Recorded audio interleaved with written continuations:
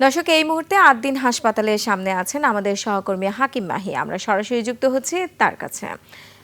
হাকিম, আপনি তো আমাকে নিশ্চয়ই শুনতে পাচ্ছেন। আপনি তো রয়েছেন ৮ দিন হাসপাতালের সামনে। তো ৮ দিন হাসপাতালের সামনে সবশেষ কি পরিস্থিতি রয়েছে, বিস্তারিত আমাদের জানান।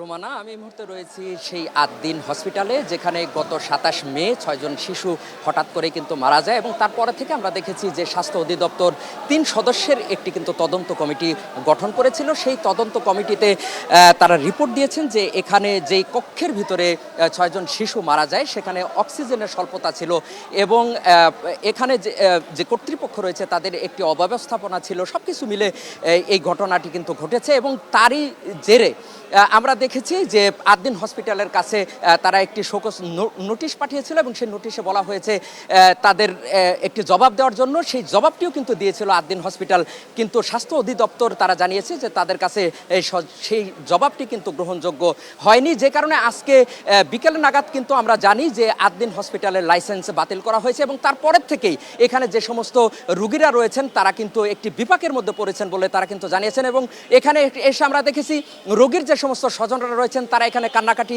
করেছেন এবং এখানে ২৫০০-এর মতো এখানে যেই কর্মকর্তা কর্মচারীরা রয়েছেন তারা কিন্তু বলেছেন তারা একটি বিপাকের মধ্যে পড়েছেন। তাদের যদি এই মুহূর্তে চাকরি চলে যায় তাহলে তারা কিন্তু একটি সমস্যার ভিতরে পড়বে, সেই বিষয়টি আমাদেরকে জানানো হয়েছে। এখানে যে সমস্ত রোগীরা রয়েছেন আমরা সরাসরি তাদের দু একজনের সঙ্গে একটু কথা বলতে চাই। যে আপনি যদি বলেন যে আসলে কি অবস্থা এই মুহূর্তে? আমার সন্তান আইসিইউতে ভর্তি আছে। এখন আমি সরকারের কাছে আমার আবেদন, প্রশ্ন, আমার বাচ্চাকে নিয়ে আমি কোথায় যাব এই মুহূর্তে? সরকার একটা ব্যবস্থা করে দেখ, এর থেকে বেটার একটা ব্যবস্থা করে দেখ, আমি নিয়ে যাই।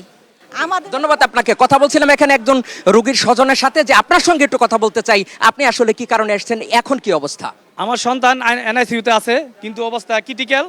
আমার সরকারের কাছে প্রশ্ন, যে আমি যতটুকু জানতে পারলাম যে ট্রিটমেন্ট নাকি বন্ধ রাখা হয়েছে।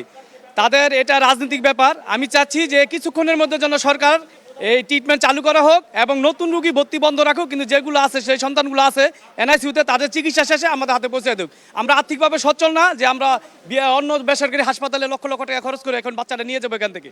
সুতরাং আমাদের সব দিক বিবেচনা করে সরকার এখন যেন দ্রুত চিকিৎসা করার জন্য হাসপাতাল কর্তৃপক্ষকে জানায়। এটা আমার ধন্যবাদ আপনাকে। কথা বলছিলাম এখানে যে সমস্ত রোগীর স্বজনরা রয়েছেন, সরাসরি আমরা তাদের সঙ্গে কথা বলেছিলাম এবং সেই সন্ধ্যার থেকে কিন্তু এখানে আইন শৃঙ্খলা রক্ষাকারী বাহিনী এখানে মোতায়েন রয়েছে এবং প্রত্যেকটি গেটে কিন্তু আইন শৃঙ্খলা রক্ষাকারী বাহিনী রয়েছেন, অর্থাৎ এখানে যাতে কোনো প্রকারের আইন শৃঙ্খলা বিঘ্নিত না হয় সে বিষয়টি কিন্তু গুরুত্ব সহকারে দেখা হচ্ছে। রুমানা, এই ছিল আমার কাছে ৮ দিন হসপিটাল থেকে সর্বশেষ। হাকিম, আপনাকে ধন্যবাদ।